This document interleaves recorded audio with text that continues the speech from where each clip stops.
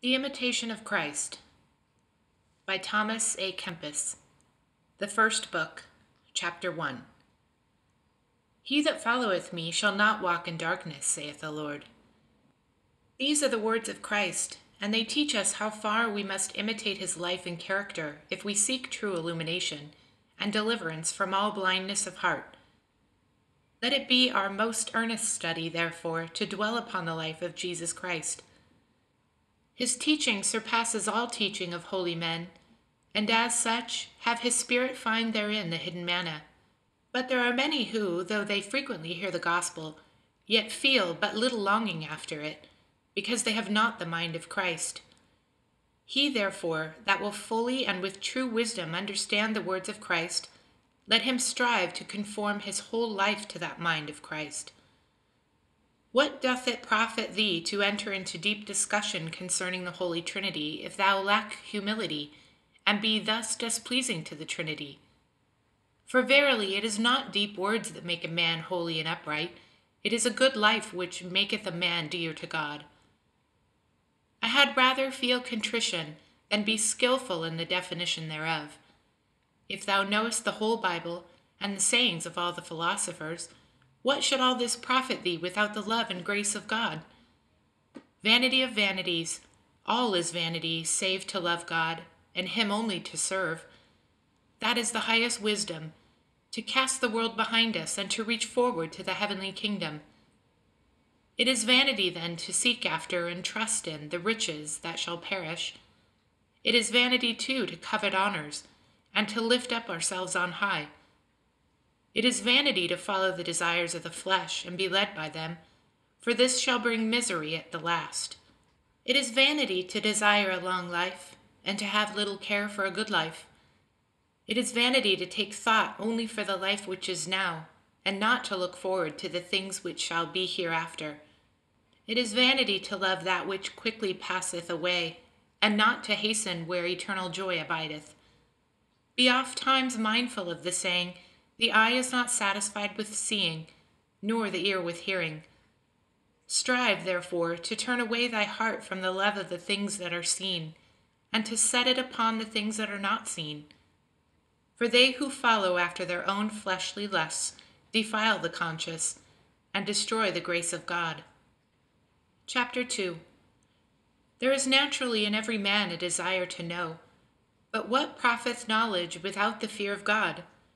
Better of a surety is a lowly peasant who serveth God, than a proud philosopher who watcheth the stars and neglects the knowledge of himself. He who knoweth himself well is vile in his own sight, neither regardeth he the praises of men. If I knew all the things that are in the world, and were not in charity, what should it help me before God, who is to judge me according to my deeds? Rest from inordinate desire of knowledge, for therein is found much distraction and deceit. Those who have knowledge desire to appear learned and to be called wise. Many things there are to know which profiteth little or nothing to the soul. And foolish out of measure is he who attendeth upon other things rather than those which serve to his soul's health. Many words satisfy not the soul, but a good life refreshes the mind, and a pure conscience giveth great confidence towards God. The greater and more complete thy knowledge, the more severely shalt thou be judged, unless thou hast lived holily.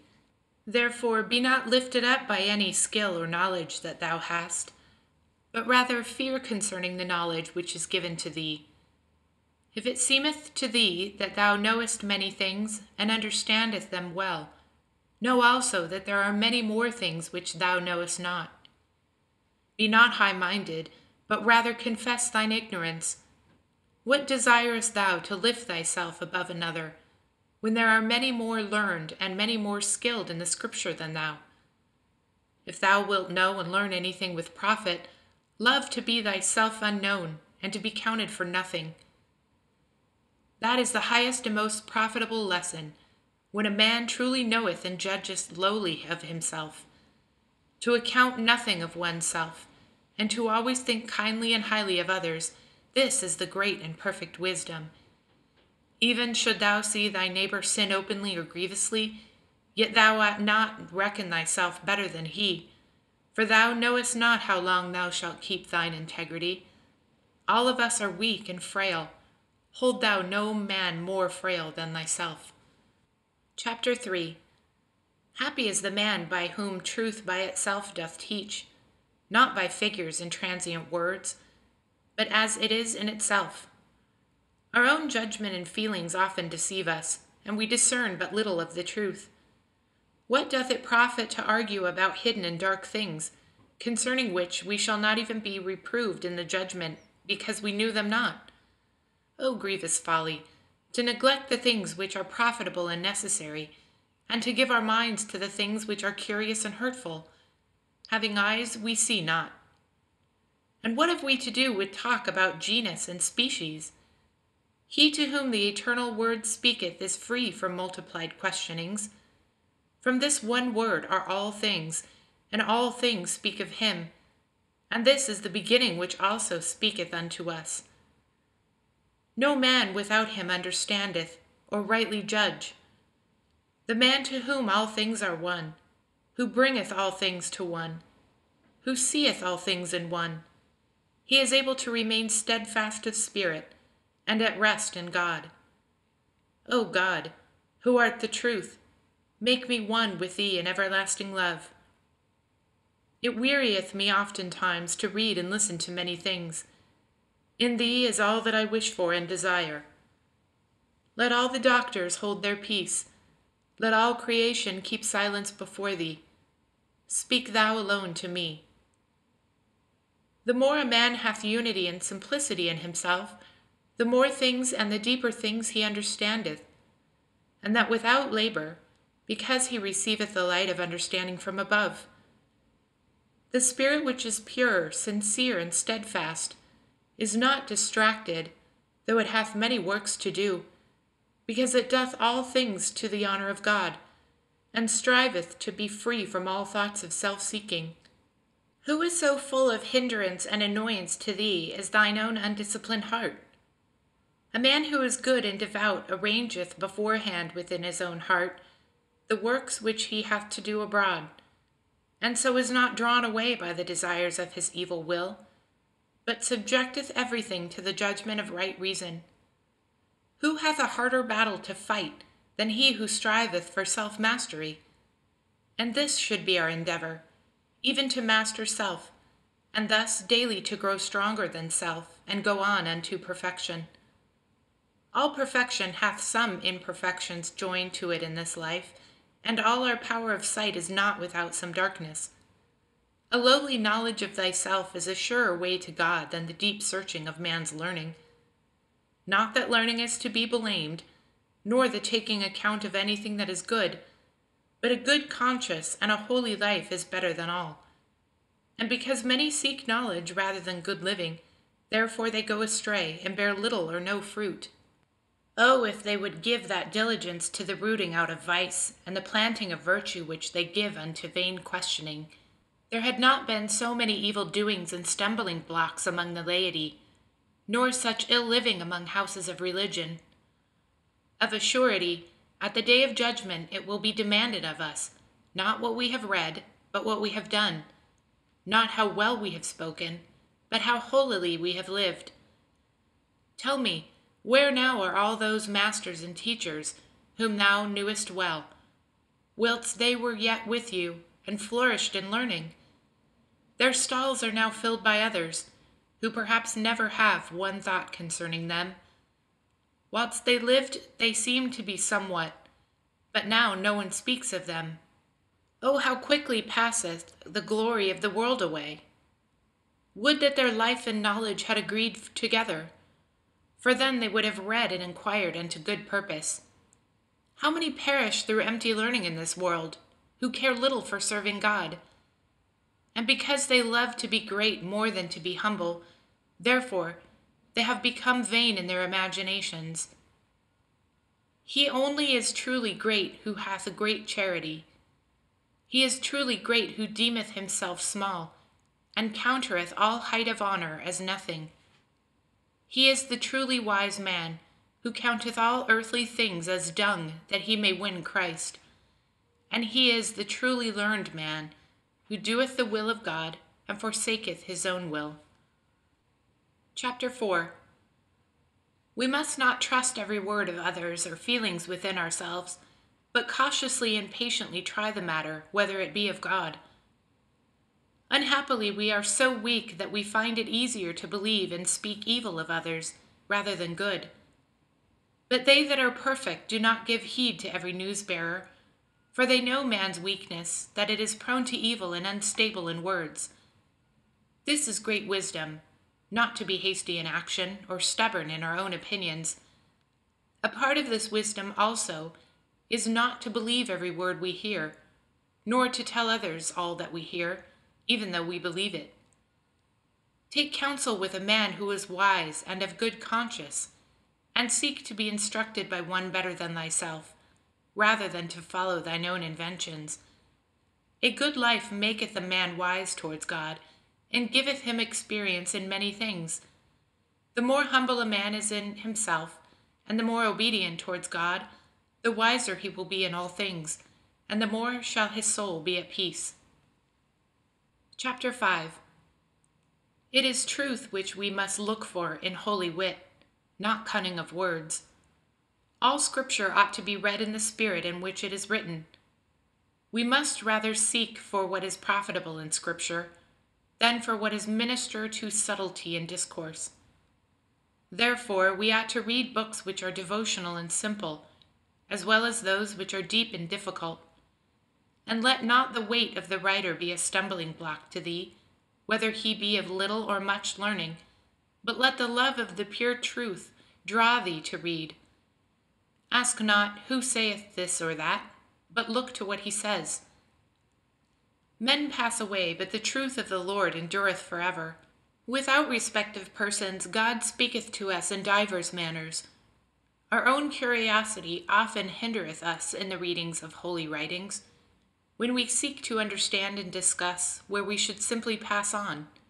If thou wouldst profit by thy reading, read humbly, simply, honestly, and not desiring to win a character for learning. Ask freely, and hear in silence the words of holy men, nor be displeased at the hard sayings of older men than thou, for they are not uttered without cause.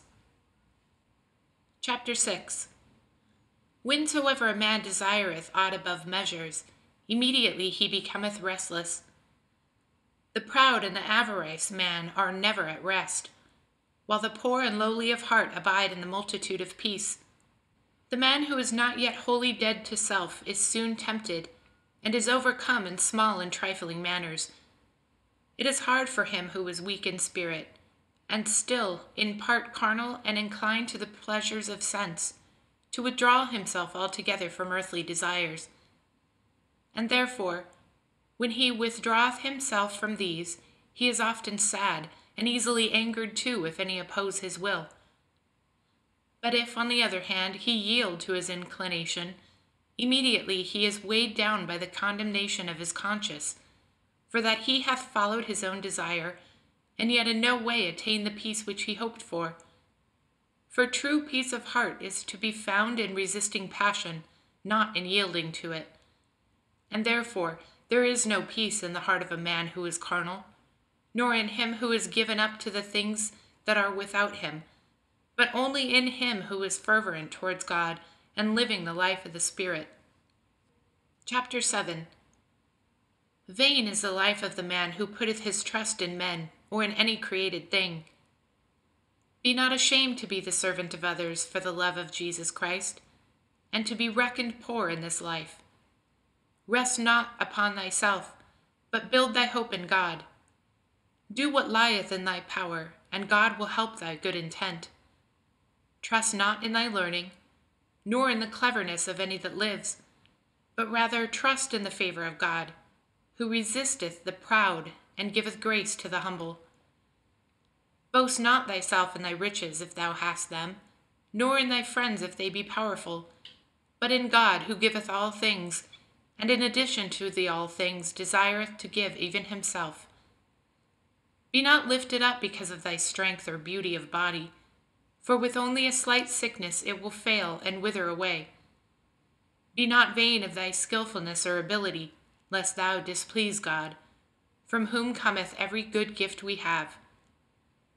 Count not thyself better than others, lest perchance thou appear worse in the sight of God, who knoweth what is in man. Be not proud of thy good works, for God's judgment are of another sort than the judgments of man, and what pleaseth man is oft times displeasing to him. If thou hast any good, believe that others have more, and so thou mayest preserve thy humility. It is no harm to thee if thou place thyself below all others, but it is great harm if thou place thyself above even one. Peace is ever with the humble man, but in the heart of the proud there is envy and continual wrath. Chapter 8. Open not thine heart to every man, but deal with one who is wise and feareth God. Be seldom with the young and with strangers. Be not a flatterer of the rich, nor willingly seek the society of the great. Let thy company be the humble and the simple, the devout and the gentle, and let thy discourse be concerning things which edify. Be not familiar with any woman, but commend all good women alike unto God. Choose for thy companions God and his angels only, and flee from the notice of men. We must love all men, but not make close companions of all. It is sometimes falleth out that one who is unknown to us is highly regarded through good report of him, whose actual person is nevertheless unpleasing to those who behold it. We sometimes think to please others by our intimacy, and forthwith displease them the more by the faultiness of character which they perceive in us. Chapter 9. It is verily a great thing to live in obedience, to be under authority, and to not be at our own disposal. Far safer is it to live in subjection than in a place of authority. Many are in obedience from necessity rather than from love. These take it amiss, and repine for small cause. Nor will they gain freedom of spirit, unless with all their heart they submit themselves for the love of God. Though thou run hither and thither, thou wilt not find peace, save in humble subjection to the authority of him who is set over thee. Fancies about places and change of them have deceived many. True it is that every man willingly followeth his own bent, and is the more inclined to those who agree with him. But if Christ is amongst us, then it is necessary that we sometimes yield up our own opinion for the sake of peace. Who is so wise as to have perfect knowledge of all things? Therefore, trust not too much to thine own opinions, but be ready also to hear the opinions of others. Though thine own opinion be good, yet if for the love of God thou forgoest it, and followest that of another, thou shalt the more profit thereby. Ofttimes I have heard that it is safer to hearken and receive counsel than to give it. It may also come to pass that each opinion may be good, but to refuse to hearken to others when reason or occasion requireth it, it is a mark of pride or wilfulness. Chapter 10. Avoid as far as thou canst the tumult of men, for talk concerning worldly things, though it be innocently undertaken, is a hindrance. So quickly are we led captive and defiled by vanity. Many a time I wish that I had held my peace and had not gone amongst men. But why do we talk and gossip so continually, seeing that we rarely resume our silence without some hurt done to our conscience? We like talking so much because we hope by our conversations to gain some mutual comfort, and because we seek to refresh our wearied spirits by variety of thoughts. And we very willingly talk and think of those things which we love or desire, or else of those things which we most dislike. But alas, it is often to no purpose and in vain, for this outward consolation is no small hindrance to the inner comfort which cometh from God. Therefore must we watch and pray that time pass not idly away. If it be right and desirable for thee to speak, speak things which are to edification. Evil custom and neglect of our real profit tend much to make us heedless of watching over our lips. Nevertheless, devout conversation on spiritual things helpeth not a little to spiritual progress, most of all where those of kindred mind and spirit find their ground of fellowship in God. Chapter 11. We may enjoy abundance of peace if we refrain from busying ourselves with the sayings and doings of others, and things which concern not ourselves. How can he abide long time in peace who occupieth himself with other men's matters, and with things without himself, and meanwhile prayeth little or rare heed to the self within? Blessed are the single-hearted, for they shall have abundance of peace. How came it to pass that many of the saints were so perfect, so contemplative of divine things? Because they steadfastly sought to mortify themselves from all worldly desires, and so were enabled to cling with their whole heart to God, and be free and at leisure for the thought of him. We are too much occupied with our own affections, and too anxious about transitory things. Seldom, too, do we entirely conquer even for a single fault, nor are we zealous for daily growth in grace, and so we remain lukewarm and unspiritual. Were we fully watchful of ourselves and not bound in spirit to outward things, then might we be wise unto salvation and make progress in divine contemplation. Our great and grievous stumbling block is that, not being freed from our affections and desires, we strive not to enter into the perfect way of the saints. And when even a little trouble befalleth us, too quickly are we cast down, and fly to the world to give us comfort. If we would quit ourselves like men, and strive to stand firm in the battle, then should we see the Lord helping us from heaven. For he himself is always ready to help those who strive, and who trust in him. Yea, he provident for us occasions of striving, to the end that we may win the victory. If we look upon our progress in religion as progress only in outward observances and forms, our devoutness would soon come to an end. But let us lay the axe to the very root of our life, that being cleansed from affections, we may possess our souls in peace. If each year should see one fault rooted out from us, we should go quickly on to perfection. But on the contrary, we often feel that we were better and holier in the beginning of our conversion than after many years of profession. Zeal and progress ought to increase day by day, yet now it seemeth a great thing if one is able to retain some portion of his first ardour. If we would put some slight stress on ourselves at the beginning, then afterwards we should be able to do all things with ease and joy. It is a hard thing to break through a habit, and a yet harder thing to go contrary to our own will. Yet if thou overcome not slight and easy obstacles, how shalt thou overcome greater ones? Withstand thy will at the beginning, and unlearn an evil habit, lest it lead thee little by little into worse difficulties.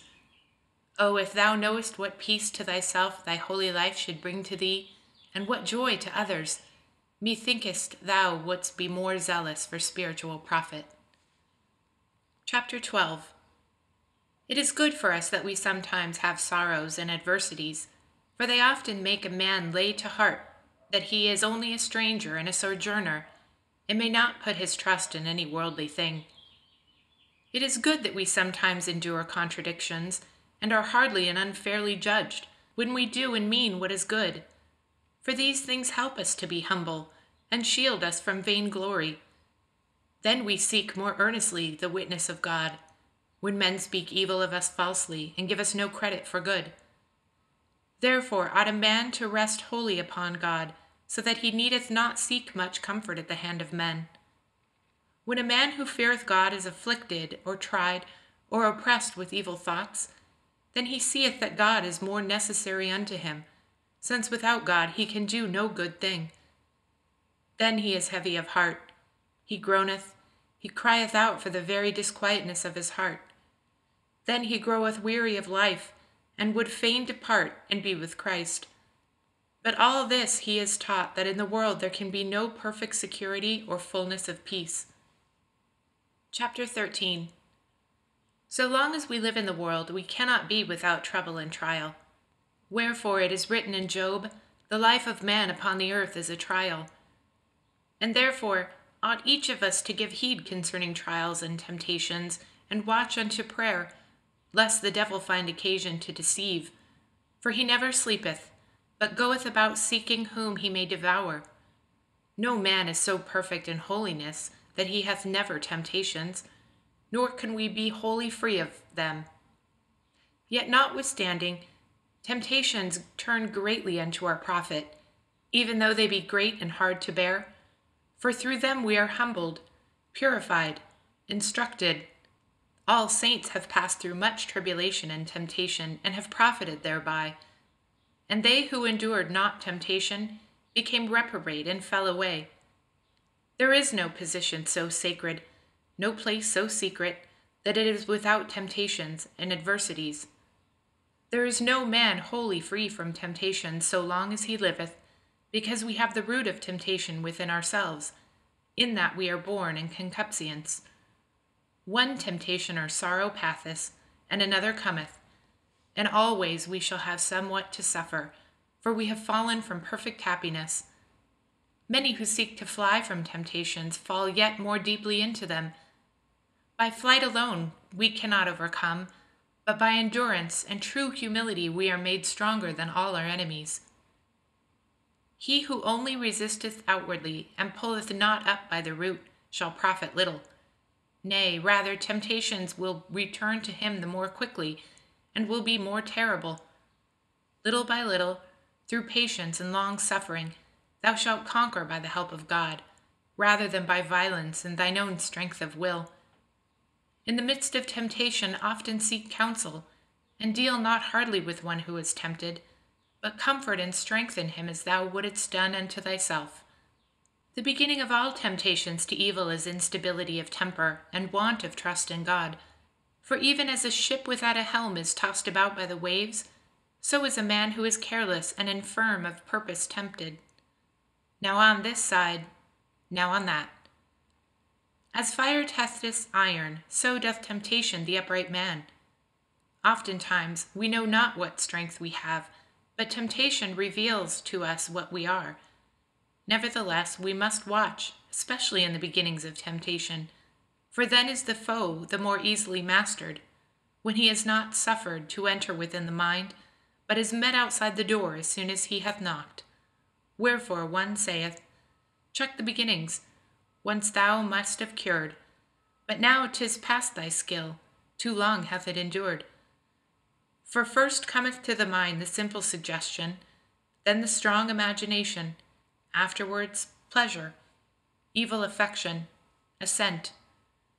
And so little by little the enemy entereth in altogether, because he was not resisted at the beginning. And the longer a man delayeth his resistance, the weaker he groweth, and the stronger groweth the enemy against him.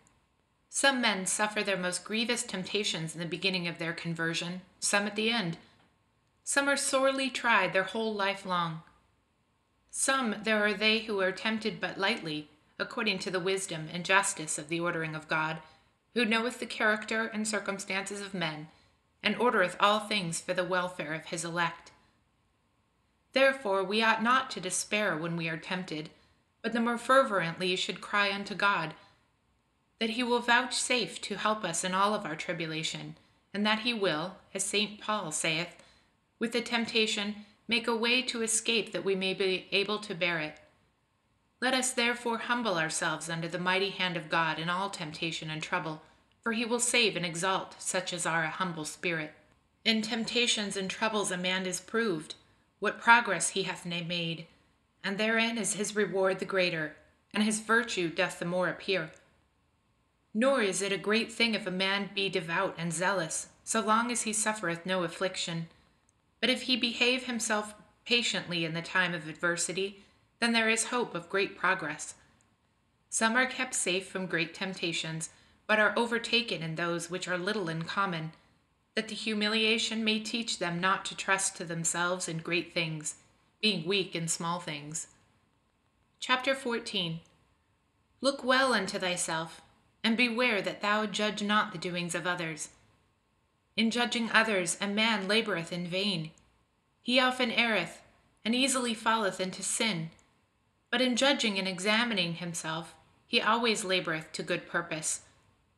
According as a matter toucheth our fancy, so oftentimes we do judge of it, for easily do we fail of true judgment because of our own personal feeling. If God were always the sole object of our desire, we should less easily be troubled by the erring judgment of our fancy. But often some secret thought lurking within us, or even some outward circumstances, turneth us aside. Many are secretly seeking in their own ends in what they do, yet know it not. They seem to live in good peace of mind, so long as things go well with them, and according to their desires. But if their desires be frustrated and broken, immediately they are shaken and displeased. Diversity of feelings and opinions very often bring about dissensions between friends, between countrymen, between religious and godly men. Established custom is not easily relinquished, and no man is very easily led to see with the eyes of another. If thou rest more upon thy own reason or experience than upon the power of Jesus Christ, thy light shall come slowly and hardly, for God willeth us to be perfectly subject unto himself, and all our reason to be exalted by abundant love towards him. Chapter 15. For no worldly good whatsoever, and for the love of no man, must anything be done which is evil. But for the help of the suffering, a good work must sometimes be postponed, or be changed for a better. For herein a good work is not destroyed, but improved. Without charity no work profiteth, but whosoever is done in charity, however small and of no reputation it be, bringeth forth good fruit. For God verily considereth what a man is able to do, much more than the greatness of what he doth. He doth much who loveth much. He doth much who doth well.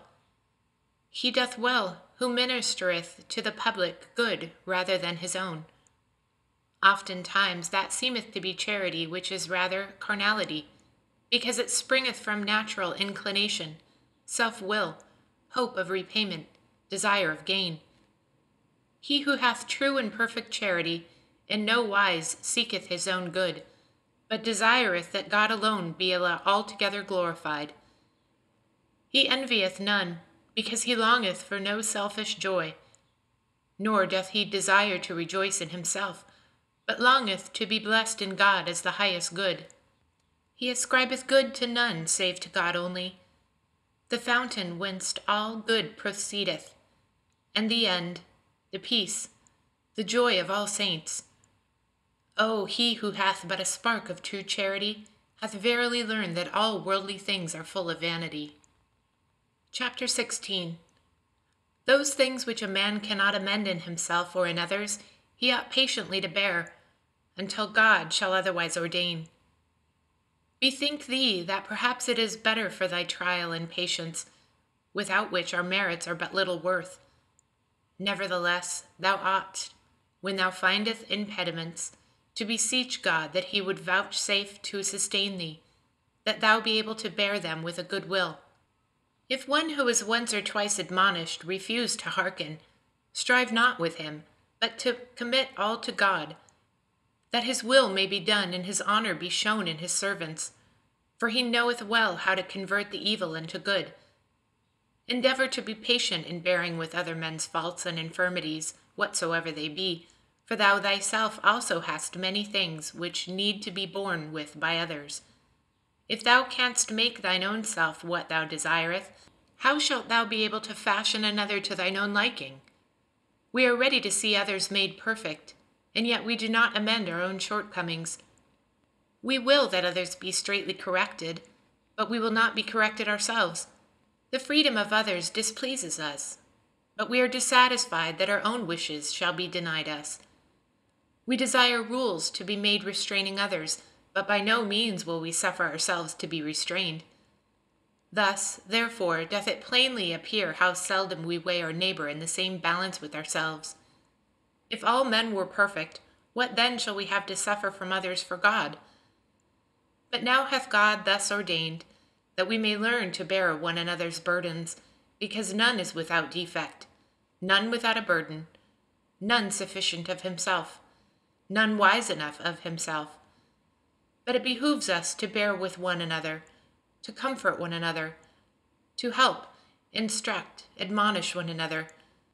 How much strength each man hath is best proved by occasions of adversity, for such occasions do not make a man frail, but show of what temper he is. Chapter 17. It behooves thee to learn to mortify thyself in many things, if thou wilt live in amity and concord with other men. It is no small thing to dwell in a religious community or congregation, and to live there without complaint, and therein to remain faithful even unto death. Blessed is he who hath lived a good life in such a body, and brought it to a happy end. If thou wilt stand fast, and wilt profit as thou oughtst, hold thyself as an exile and a pilgrim upon the earth. Thou wilt have to be counted as a fool for Christ, if thou wilt lead a religious life. The clothing and outward appearance are of a small account. It is a change of character and entire mortification of the affections which make a truly religious man. He who seeketh save God and the health of his soul shall find only tribulation and sorrow. Nor can he stand long in peace, who striveth not to be least of all and servant of all. Thou art called to endure and to labor, not to a life of ease and trifle talk. Here, therefore, are men tried as gold in the furnace. No man can stand, unless with all his heart he will humble himself for God's sake. Chapter 18. Consider now the lively examples of the Holy Fathers, in whom shone forth real perfectness and religion, and thou shalt see how little, even as nothing, is all that we do. What is our life compared to theirs? They, saints and friends of Christ as they were, serve the Lord in hunger and thirst, in cold and nakedness, in labor and weariness, in watchings and fastings, in prayer and holy meditations, in persecutions and much rebuke. Oh, how many and grievous tribulations did the apostles, martyrs, confessors, virgins endure, and all others who would walk in the footsteps of Christ. For they hated their souls in this world, that they may keep unto life eternal. Oh, how strict and retired a life was that of the Holy Fathers who dwelt in the desert! What long and grievous temptations did they suffer! How often were they assaulted by the enemy! What frequent and fervent prayers did they offer unto God! What strict fast did they endure! What fervent zeal and desire after spiritual profit did they manifest! How bravely did they fight that their vices might not gain the mastery! How entirely and steadfastly did they reach after God! By day they labored, and at night they gave themselves oft times unto prayer. Yea, even when they were laboring, they ceased not from mental prayer. They spent their whole time profitably. Every hour seemed short for retirement with God, and through the sweetness of contemplation, even the need of bodily refreshment was forgotten. They renounced all riches, dignities, honors, friends, kinsmen. They desired nothing from the world. They ate the bare necessities of life. They were unwilling to minister to the body even in necessity. Thus were they poor in earthly things, but rich above measure in grace and virtue. Though poor to the outer eye, within they were filled with grace and heavenly benedictions. They were strangers to the world, but unto God they were as kinsmen and friends. They seemed unto themselves as of no reputation, and in the world's eyes contemptible, but in the sight of God they were precious and beloved. They stood fast in true humility. They lived in simple obedience. They walked in love and patience, and thus they waxed strong in spirit and obtained great favor before God.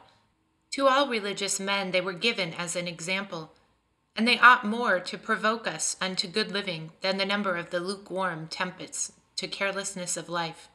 Oh, how great was the love of all religious persons at the beginning of this sacred institution! Oh, what devoutness of prayer! What rivalry in holiness! What strict discipline was observed!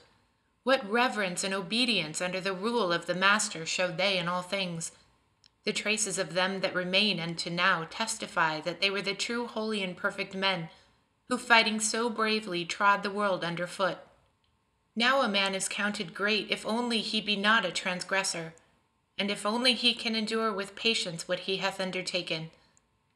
O the coldness and negligence of our times, that we so quickly decline from the former love, and it is become a weariness to live, because of sloth and lukewarmness. Make progress in holiness, not wholly fall asleep in thee, who many times hast thou seen examples of devout men. Chapter 19. The life of a Christian ought to be adorned with all virtues, that he may be inwardly what he outwardly appeareth unto men. And verily, it should be better yet within them than without. For God is a discerner of our heart, whom we must reverence with all of our hearts wheresoever we are, and walk pure in his presence as do the angels. We ought daily to renew our vows, and to kindle our hearts to zeal, as if each day were the first day of our conversion, and to say, Help me, O God, in my good resolutions, and in thy holy service, and grant that this day I may make a good beginning, for hitherto I have done nothing. According to our resolution, so is the rate of our progress, and much diligence is needful for him who would make good progress. For if he who resolveth bravely oftentimes falleth short, how shall it be with him who resolveth rarely or feebly? But manifold causes bring about abandonment of our resolution, yet a trivial omission of holy exercises can be made without some loss to us.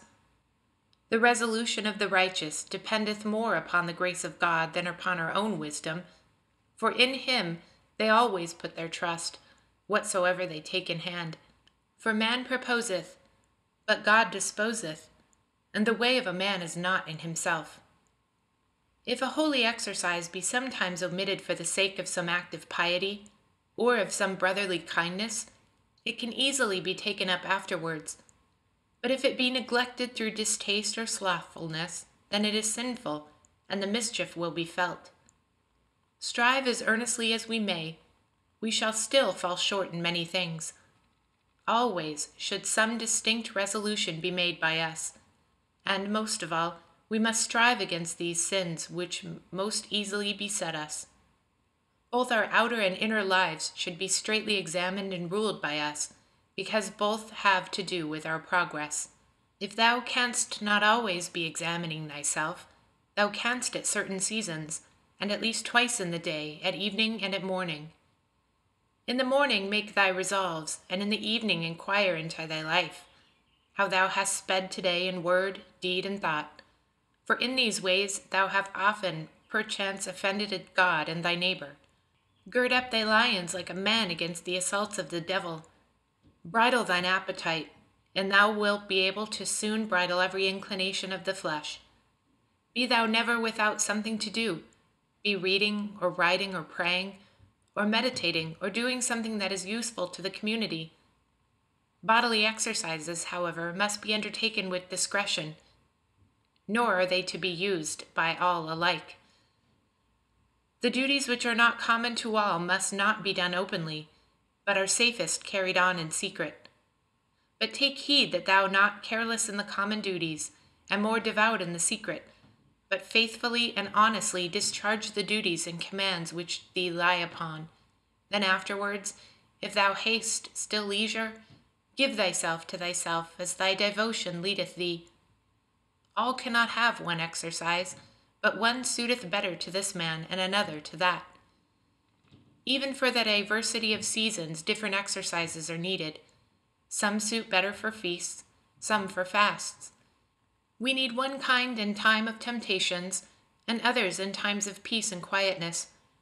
Some are suitable for our times of sadness, and others when we are joyful in the Lord. When we draw near the time of great feasts, good exercises should be renewed, and the prayers of holy men more fervently besought.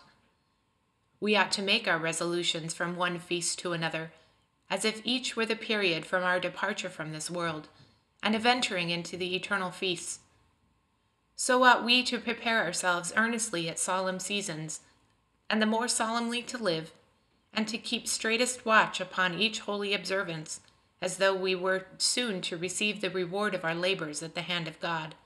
And if this be deferred, let us believe ourselves to be yet ill prepared, and unworthy as yet of the glory which shall be revealed in us at the appointed season. And let us study to prepare ourselves the better for our end. Blessed is that servant, as the evangelist Luke hath it, whom, when the Lord cometh, he shall find watching. Verily I say unto you, he will make him ruler over all that he hath. Chapter 20. Seek a suitable time for thy meditation, and think frequently of the mercies of God to thee. Leave curious questions. Study such manners as bring thee sorrow for sin rather than amusement.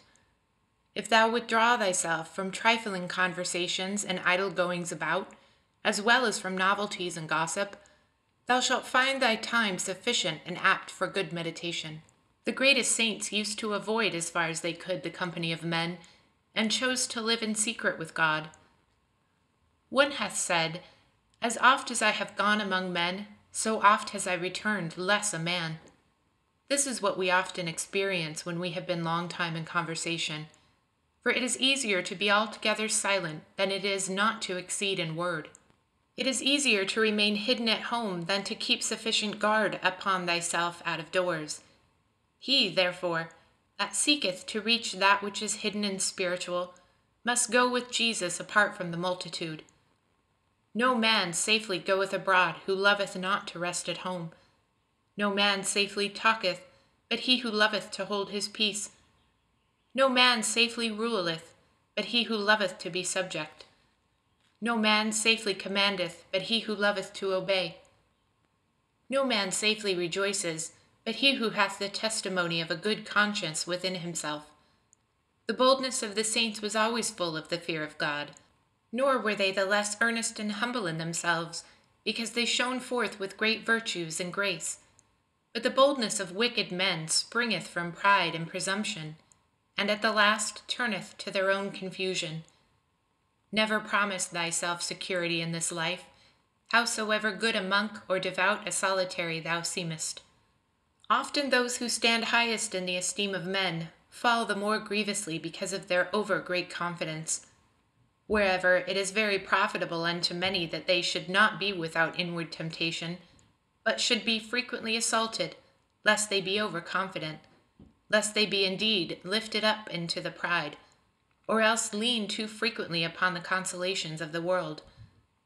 Oh, how good a conscience should that man keep, who never sought a joy that passeth away, who never became entangled with the world.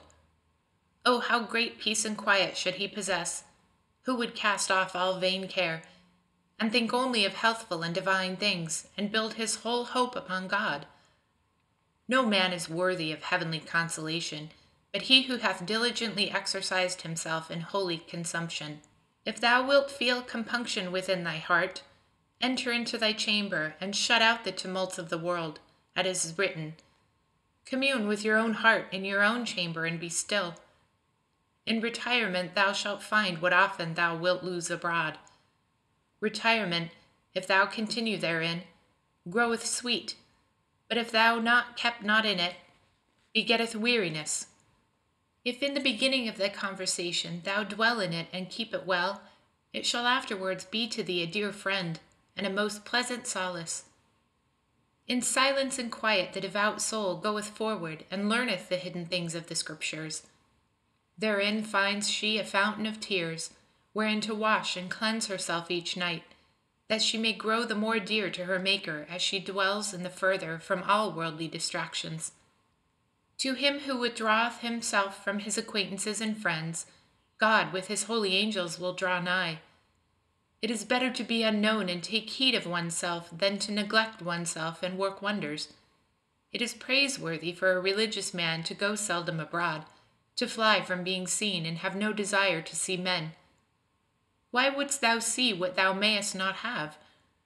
The world passeth away, and the lust thereof. The desires of sensuality draw thee abroad, but when an hour is past, what dost thou bring home but a weight upon thy conscience, and distraction of heart? A merry going forth bringeth often a soulful return, and a merry evening maketh a sad morning.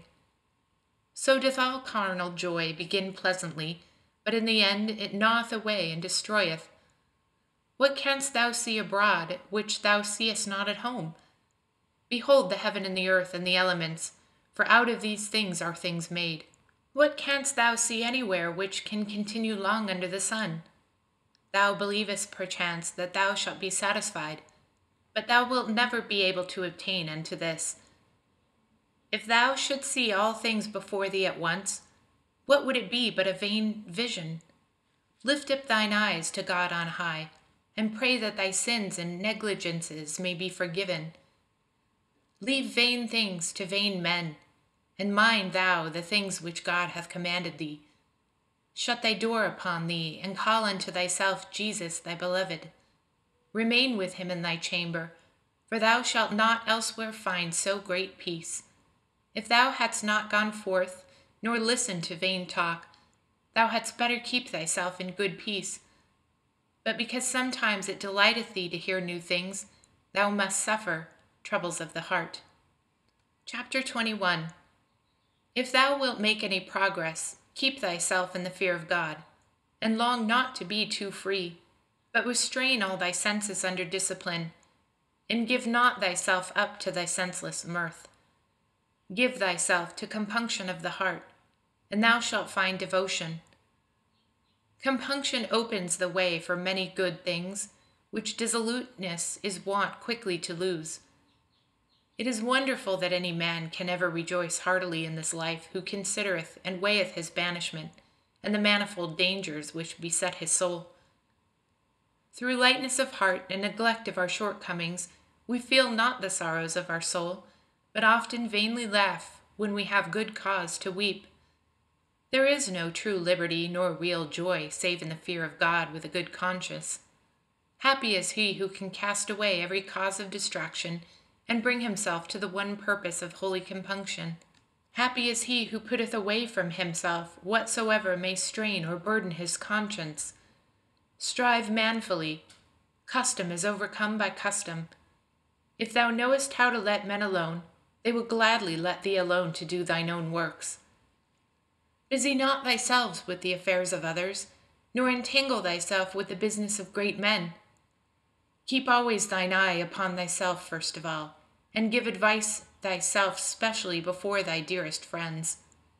If thou hast not the favor of men, be not thereby cast down, but let thy concern be that thou holdest not thyself so well and circumspectly, and becometh a servant of God and a devout monk. It is often better and safer for a man not to have many comforts in this life, especially those which concern the flesh.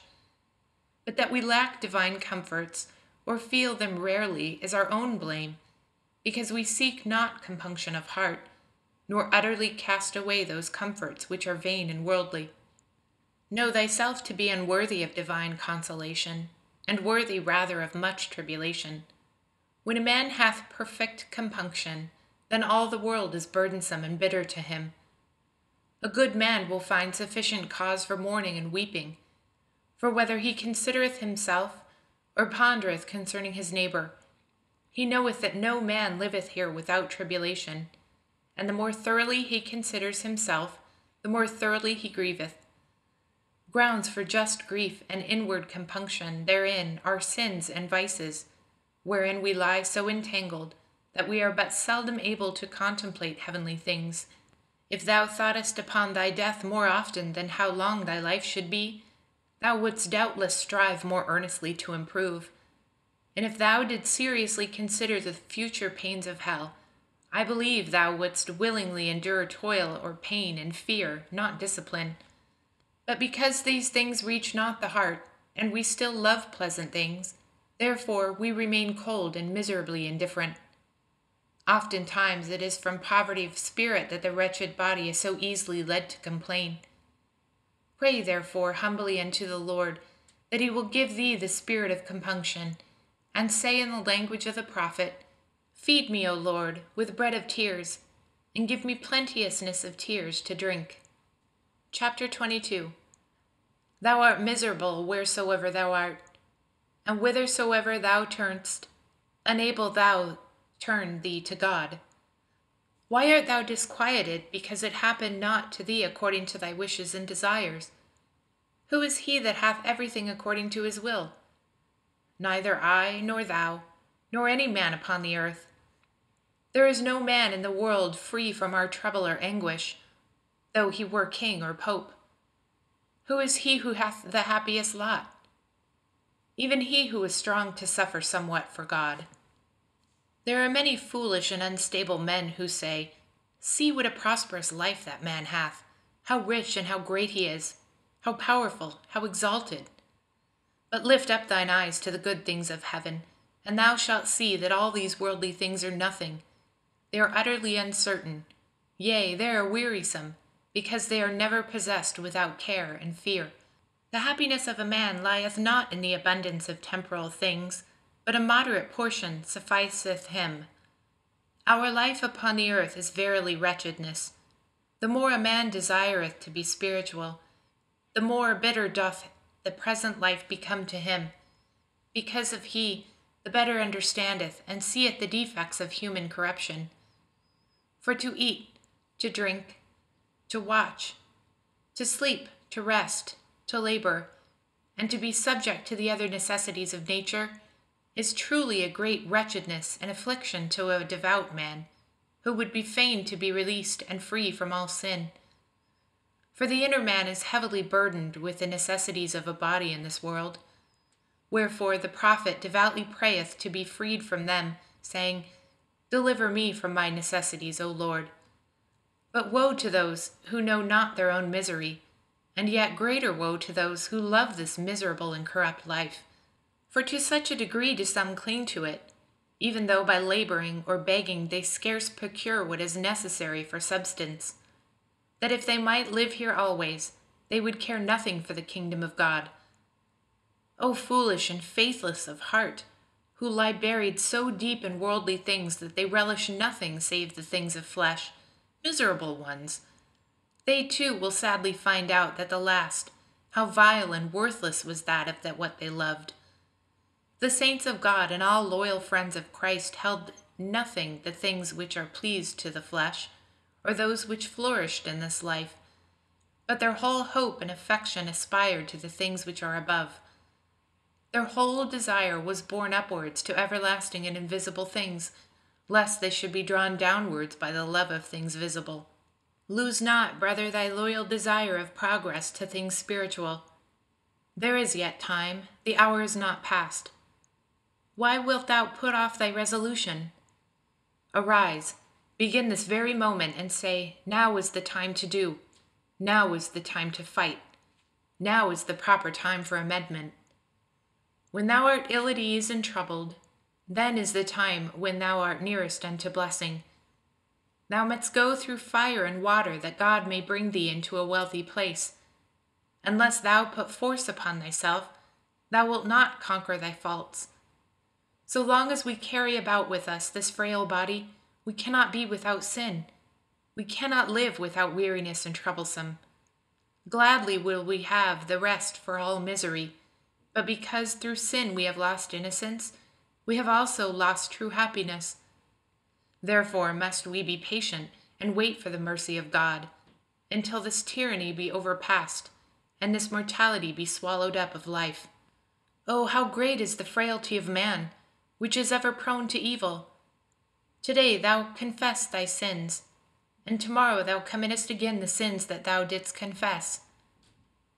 Now dost thou resolve to avoid a fault, and within an hour thou behavest thyself as thou hadst never resolved at all. Good cause have we therefore to humble ourselves, and never to think highly of ourselves, seeing that we are so frail and unstable. And quickly may that be lost by our negligence, which by much labor was hardly attained through grace. What shall become of us at the end, if at the beginning we are lukewarm and idle? Woe unto us, if we choose to rest, as though it were a time of peace and security, while as yet no sign appeareth in our life of true holiness. Rather had we need that we may begin yet afresh, like good novices, to be instructed unto good living, if haply there might be some hope of future amendment and great spiritual increase. Chapter 23. Very quickly will there be an end of thee here. Take heed, therefore, how it will be with thee in another world. Today man is, and tomorrow he will be seen no more. And being removed out of sight, quickly also is he out of mind. O the dullness and hardness of man's heart, which thinketh only of the present and looketh not toward the future. thou ought in every deed and every thought so to order thyself, as if thou wert to die this day. If thou hadst a good conscience, thou wouldst not greatly fear death. It were better for thee to watch against sin than to fly from death. If today thou art not ready, how shalt thou be ready tomorrow? Tomorrow is an uncertain day, and how knowest thou that thou shalt have a tomorrow? What doth it profit to live long, when we amend so little? Ah, long life doth not always amend, but often the more increaseth guilt. Oh, that we might spend a single day in this world as it ought to be spent! Many there are who reckon the years since they were converted, and oftentimes how little is the fruit thereof. If it is a fearful thing to die, it may be perchance a yet more fearful thing to live long. Happy is the man who hath the hour of his death always before his eyes, and daily prepareth himself to die. If thou hast ever seen one die, consider that thou also shalt pass away by the same road. When it is morning, reflect that it may be thou shalt not see the evening, and at evening-tide dare not to boast thyself of the morrow.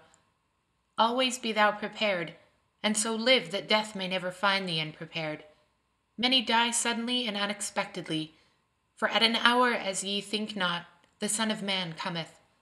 When that last hour shall come, thou wilt begin to think very differently of thy whole life past, and wilt mourn bitterly that thou hast been so negligent and slothful.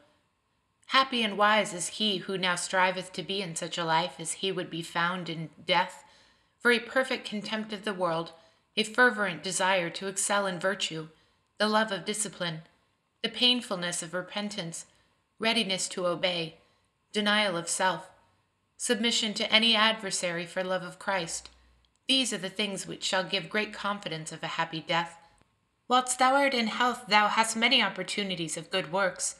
But when thou art in sickness, I do not know how much thou wilt be able to do. Few are made better by infirmity, even as they who wander much abroad seldom become holy. Trust not thy friends and kinsfolk, nor put off the work of thy salvation to the future, for the men will forget thee sooner than thou thinkest. It is better for thee now to provide in time, and to send some good before thee, than to trust to the help of others. If thou art not anxious for thyself now, who, thinkest thou, will be anxious for thee afterwards? Now the time is most precious. Now is the accepted time. Now is the day of salvation. But alas, that thou spendest not well this time, wherein thou may lay up treasure which should profit thee everlasting. The hour will come when thou shalt desire one day, yea, 1 hour, for amendment of life, and I know not whether thou shalt obtain. O dearly beloved, from what danger thou mightst free thyself, from what great fear if thou only wouldst always live in fear and in expectation of death. Strive now to live in such wise that in the hour of death thou mayest rather rejoice than fear. Learn now to die to this world, so shalt thou begin to live with Christ. Learn now to condemn all earthly things, then mayest thou freely go unto Christ. Keep under thy body by penance, and thou shalt be able to have a sure confidence. Ah, foolish one, why thinkest thou that thou shalt live long, when thou art not sure of a single day? How many have been deceived, and suddenly have been snatched away from the body? How many times hast thou heardst how one was slain by the sword, another was drowned, another falling from on high broke his neck, another died at the table, another whilst at play. One died by fire, another by the sword, another by the pestilence, another by the robber. Thus cometh death to all, and the life of men swiftly passes away like a shadow. Who will remember thee after thy death? And who will entreat for thee? Work, work now, O dearly beloved. Work all that thou canst. Work, thou knowest not when thou shalt die, nor what shall happen to thee after death. While thou hast time, lay up thyself undying riches. Think of naught but of thy salvation. Care only for the things of God. Make to thyself friends, by venerating the saints of God and walking in their steps, that when thou failest, thou mayest be received into everlasting habitations. Keep thyself as a stranger and a pilgrim upon the earth. to whom the things of the world appertain not. Keep thine heart free and lift it up towards God, for here have we no continuing city. To him direct thy daily prayers with crying and tears, that thy spirit may be found worthy to pass happily after death unto its Lord. Amen. Chapter 24. In all that thou doest, remember the end, and how thou wilt stand before a strict judge, from whom nothing is hid, who is not bribed with gifts, nor accept his excuses, but will judge righteous judgment. O most miserable and foolish sinner, who art sometimes in fear of the countenance of an angry man, what wilt thou answer to God, who knoweth all thy misdeeds? What dost thou not provide for thyself against the day of judgment, when no man shall be able to be excused or defended by means of another, but each one shall bear his burden himself alone? Now doth thy labor bring forth fruit. Now is thy weeping acceptable, thy groaning heard, thy sorrow well-pleasing to God and cleansing to thy soul. Even here on earth the patient man findeth a great occasion of purifying his soul. When suffering injuries, he grieveth more for the other's malice than for his own wrong. When he prayeth heartily for those that despitefully use him, and forgiveth them from his heart. When he is not slow to ask for pardon from others, when he is swifter to pity than to anger, when he frequently denieth himself, and striveth altogether to subdue the flesh to the spirit. Better is it now to purify the soul from sin, than to cling to sins from which we must be purged hereafter. Truly we deceive ourselves by the inordinate love which we bear towards the flesh. What is it which that fire shall devour, save thy sins?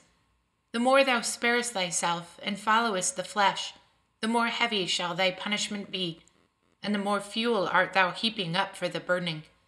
For wherein a man hath sinned, therein shall he be the more heavily punished. There shall the slothful be pricked forward with burning goads, and the gluttons be tormented with intolerable hunger and thirst. There shall the luxurious and the lovers of pleasure be plunged into burning pitch and stinking brimstone, and the envious shall howl like mad dogs for very grief.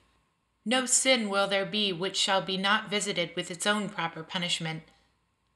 The proud shall be filled with utter confusion, and the covetous shall be pinched with miserable poverty.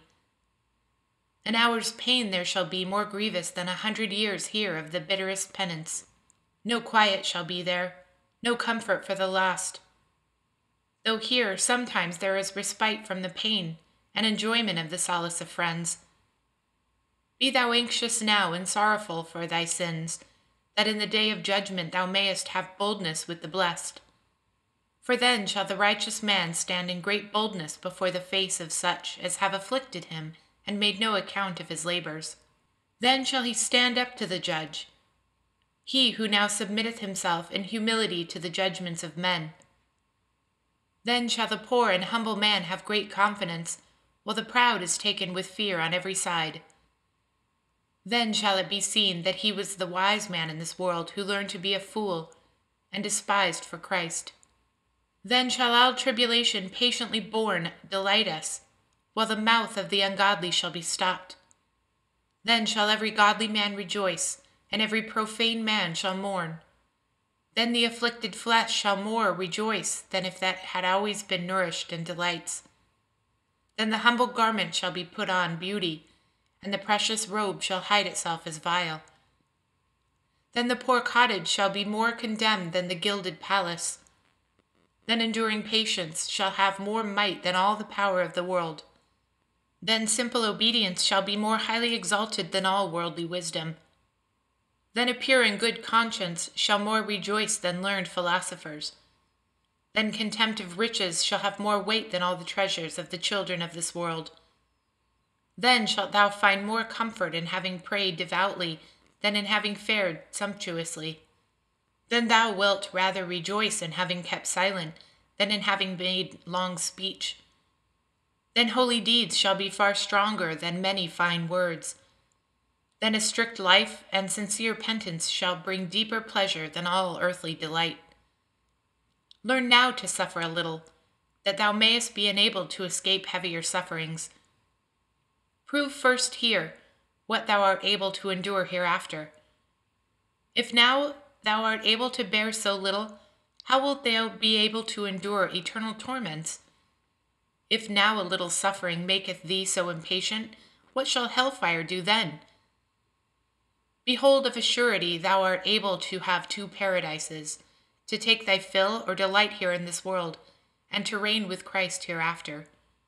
If even unto this day thou hadst ever lived in honors and pleasures, what would the whole profit thee, if now death came to thee in an instant? All therefore is vanity, save to love God and to serve him only. For he who loveth God with all his heart feareth not death, nor punishment, nor judgment, nor hell, because perfect love giveth sure access to God. But he who still delighteth in sin, no marvel if he is afraid of death and judgment.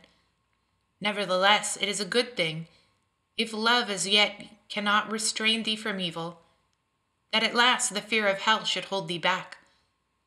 But he who putteth aside the fear of God cannot long continue in good, but shall quickly fall into the snares of the devil. Chapter 25. Be thou watchful and diligent in God's service, and bethink thee often why hast thou renounced the world. Was it not that thou mightst live to God and become a spiritual man? Be zealous, therefore, for thy spiritual profit, for thou shalt receive shortly the reward of thy labors, and neither fear nor sorrow shall come any more into thy borders. Now shalt thou labor a little, and thou shalt find great rest, yea, everlasting joy.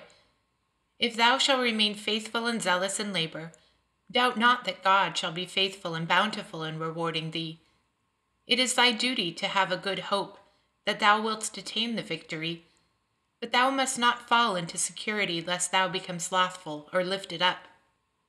A certain man, being in anxiety of mind, continually tossed about between hope and fear, and being on a certain day overwhelmed with grief, cast himself down in prayer before the altar in a church, and meditated within himself, saying, "Oh, if I but knew that I shall still persevere," and presently heard within him a voice from God, "And if thou didn't know, what wouldst thou do? Do now what thou wouldst do then, and thou shalt be very secure." And straightway, being comforted and strengthened, he committed himself to the will of God, and the perturbation of spirit ceased. Neither had he a mind any more to search curiously to know what should befall him hereafter, but studied rather to inquire what was the good and acceptable will of God, for the beginning and perfecting of every good work. Hope in the Lord, and be doing good, saith the prophet. Dwell in the land, and thou shalt be fed with its riches. One thing there is which holdeth back many from progress, and fervent amendment, even the dread of difficulty, or the labor of the conflict. Nevertheless, they advance above all in virtue who strive manfully to conquer these things which are most grievous and contrary to them. For there a man profiteth most, and marrieth greater grace, where he most overcometh himself and mortified himself in spirit. But all men have not the same passions to conquer and to mortify, yet he who is diligent shall attain more profit, although he have stronger passions than another who is more temperate of disposition, but is withal less fervent in the pursuit of virtue. Two things specially avail unto improvement in holiness, namely, firmness to withdraw ourselves from the sin to which by nature we are most inclined, and earnest zeal for that good in which we are most lacking. And strive also very earnestly to guard against and subdue those faults which displease thee most frequently in others. Gather some profit to thy soul wherever thou art, and wherever thou seest or hearest good examples, stir thyself to follow them. But where thou seest anything which is blameworthy, take heed that thou do not do the same, or if any time thou hast done it, strive quickly to amend thyself. As thine eye observeth others, so again are the eyes of others upon thee. How sweet and pleasant it is to see zealous and godly brethren temperate and of good discipline, and how sad it is and grievous to see them walking disorderly, not practicing the duties to which they are called. How hurtful a thing it is to neglect the purpose of their calling, and turn their inclinations to things which are none of their business. Be mindful of the duties which thou hast undertaken, and set always before thee the remembrance of the crucified. Truly ought thou to be ashamed as thou lookst upon the life of Jesus Christ, because thou hast not yet endeavored to conform thyself more unto him, though thou hast been a long time in the way of God. A religious man who exercises himself seriously and devoutly in the most holy life and passion of our Lord shall there find abundantly all things that are profitable and necessary for him. Neither is there need that he shall seek anything beyond Jesus. Oh, if Jesus crucified would come into our hearts, how quickly and completely should we have learned all that we need to know. He who is earnest receiveth and beareth well all things that are laid upon him.